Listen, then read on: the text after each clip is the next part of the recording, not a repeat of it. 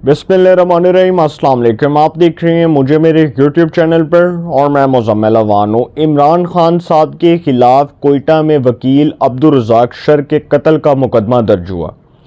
ये जो कत्ल का मुकदमा था ये इमरान खान के ख़िलाफ़ इस बुनियाद पर दर्ज हुआ कि वकील अब्दुल रज़ाक शर जो हैं उन्होंने इमरान खान के ख़िलाफ़ आर्टिकल 6 के तहत कार्रवाई करने का मुतालबा किया। पाकिस्तान की मोअज़्ज़ज़ अदालतों से ये रिक्वेस्ट की कि वो इमरान खान के ख़िलाफ़ आर्टिकल 6 की कार्रवाई करें। अब वो वकील साहब जो हैं अब्दुल रज़ाक शर साहब, जिनका कोयटा से ताल्लुक़ था, अब वो जो उनके साथ हुआ, जिस तरह से उनको कत्ल किया गया, इसका इल्ज़ाम इमरान खान के ऊपर लगा। ये case supreme court of Pakistan में आया। सुप्रीम कोर्ट ने इस पर नोटिस लिया और इस पर एक बेंच कॉन्स्टिट्यूट कर दिया। अब ये जो केस है ये सुप्रीम कोर्ट में ज़ेर समाअत है, लेकिन सर इस दौरान बहुत ही दिलचस्प आप समझ लें कि सूरत हाल देखने को मिली। जब अब्दुल रज़ाक शर साहब के जो साहिबजादे हैं उन्होंने वकील किया हुआ है अमानुल्लाह कनरानी साहब को। अमानुल्लाह कनरानी साहब एक बहुत दबंग, एक बड़े प्रोफेशनल लॉयर हैं और वो साबिक सदर भी रहे सुप्रीम कोर्ट बार के, और वो शख्स हैं वकला में जिन्होंने परवेज़ मुशर्रफ जैसों को चुप करवा दिया था। तो सर ये अमानुल्लाह कनरानी साहब जो हैं, ये अब्दुल रज़ाक शर साहब जो कत्ल हुए कोयटा के अंदर, उनके साहिबजादे जिन्होंने ये केस किया हुआ है सुप्रीम कोर्ट में, उनके वकील हैं, उनके साहिबजादे के वकील हैं। अब अमानुल्लाह कनरानी साहब जो हैं उन्होंने जब ये केस दौरान समाअत ये दलाइल चल रहे थे तो उन्होंने बेंच के ऊपर एतराज़ उठा दिया। अब सुप्रीम कोर्ट ने ये 3 रुकनी बेंच बनाया हुआ है, जस्टिस मुज़ाहिर अकबर नकवी, जस्टिस हसन अज़हर रिजवी और जस्टिस याहिया अफरीदी।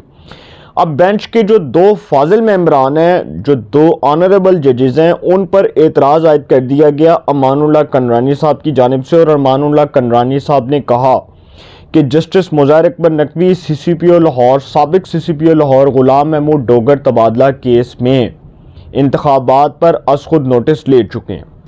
उन्होंने कहा कि ग़ुलाम महमूद डोगर केस में इंतखाबात पर जस्टिस मुज़ाहिर अकबर नकवी अस खुद नोटिस ले चुके हैं, जबकि जस्टिस हसन अज़हर रिजवी जूनियर जज के तौर पर सिंध हाई कोर्ट से सुप्रीम कोर्ट में तैनात किए गए। फिर उन्होंने कहा कि जस्टिस हसन अज़हर रिजवी के ख़िलाफ़ सिंध हाई कोर्ट में मामला ज़ेरे इल्तवा है, एक हमारे मुकदमे को मेरिट पर नहीं सुना जा रहा। उन्होंने कहा कि जी मेरा बेंच के 2 फाजिल मेंबरान के ऊपर एतराज़ है और दोनों जजेस, बहुत अच्छा होता कि खुद को इस बेंच से अलहदा कर लेते या इसमें अपनी प्रेजेंस को जो है किसी भी तरह इसमें उनकी प्रेजेंस ना होती, वो किसी भी तरह इस बेंच में शामिल ना होते।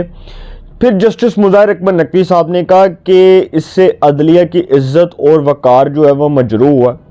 आपके अल्फाज सुनकर बहुत दुख हुआ। जस्टिस मुज़ाहिर अकबर नकवी साहब ने कहा कि हमारी इज़्ज़त नफ्स मजरूह ना करें। आपको इतराज़ था तो बेंच पर एतराज़ करते और साथ में नए बेंच के लिए दरख्वास्त देते।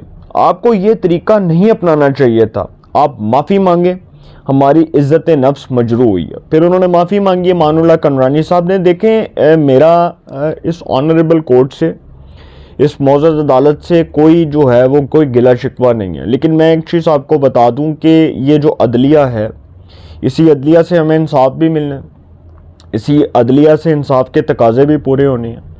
आप जजेस के जो है वो फ़ैसलों से इख्तलाफ कर सकते हैं, लेकिन आप जजेस के ऊपर तनकीद नहीं कर सकते, ये हमें सिखाया गया।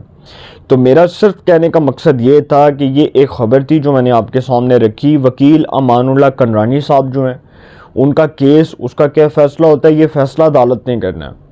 अदालत ने मुनासिब फ़ोरम के तहत फ़ैसला करना है, क्योंकि देखें अदालत ही एक मुनासिब फ़ोरम है ना, सुप्रीम कोर्ट ही एक मुनासिब फ़ोरम है जो वाहिद इंसाफ की आखिरी और वाहिद उम्मीद है।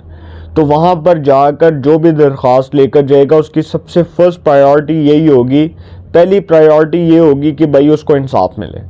तो बहुत अच्छी बात है कि जजेस आइन और कानून के मुताबिक फ़ैसले करें, और बहुत अच्छी बात है कि इस अदलिया की इज़्ज़त और वक़ार में इजाफ़ा होगा।